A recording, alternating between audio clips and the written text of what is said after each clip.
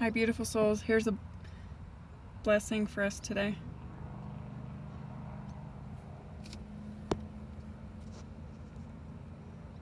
That eagle just caught its food.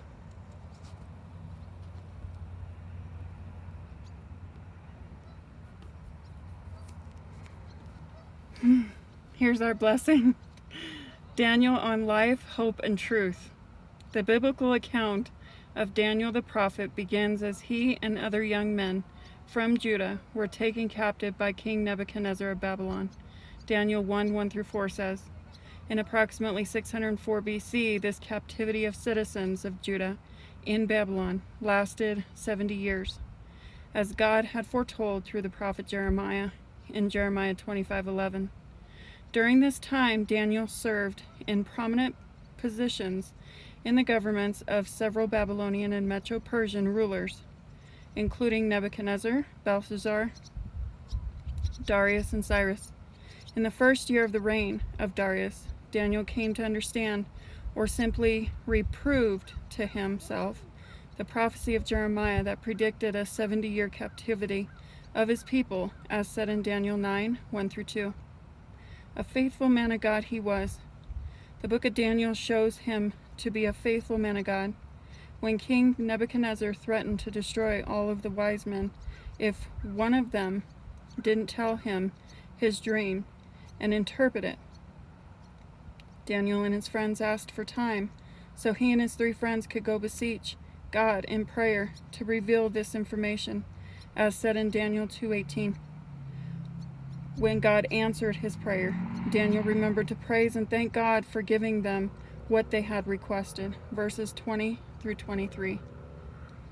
Later, Daniel again demonstrated his faith by praying to God, even though he knew that doing so would endanger his life. No, when Daniel knew that the writing was signed, that no one could petition any god or man except the king for 30 days, he went home, and in his upper room, with his windows open toward Jerusalem, he knelt down on his knees 3 times that day and prayed and gave thanks before God, as was his custom since early days. Daniel 6:10 said, Daniel's faithfulness to God landed him in a lion's den, where his detractors were sure he would be devoured, but God sent an angel that shut the lions' mouths. Daniel 6:22 says, and Daniel was miraculously spared. On another occasion, the record shows Daniel praying and fasting for his people's sins and asking for God's mercy on himself, his fellow captives, and the inhabitants of Jerusalem. Daniel 9 explained, the record of Daniel's righteous conduct is not confined to the book he authored. God, through the prophet Ezekiel, stated, even if these 3 men, Noah, Daniel, and Jacob, were in it, they would deliver only themselves by their righteousness, says the Lord God. Ezekiel 14:14 says, knowledge, skill, and understanding from God. God saw these fruits of Daniel and his 3 friends and gave them knowledge and skill in all literature and wisdom. To Daniel, God also gave understanding in all visions and dreams, Daniel 1:17 says.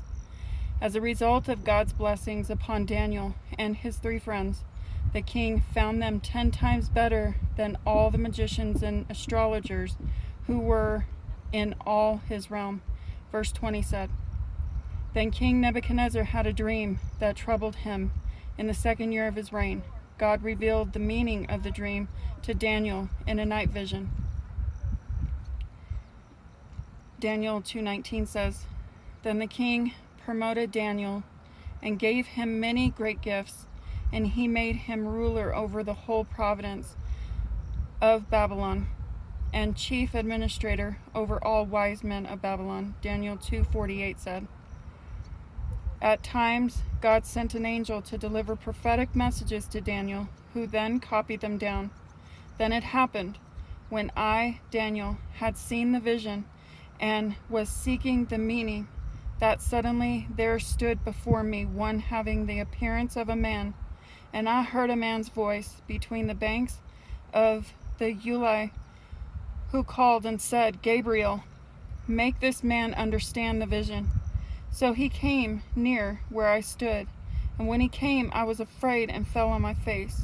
But he said to me, understand, son of man, that vision refers to the time of the end. Daniel 8:15-17 said. Additional accounts of an angel coming to Daniel are found in Daniel 9:20-23 and Daniel 10:5-14. I love you, beautiful souls. I pray you have an amazing evening and new week ahead. God bless you. Bye-bye.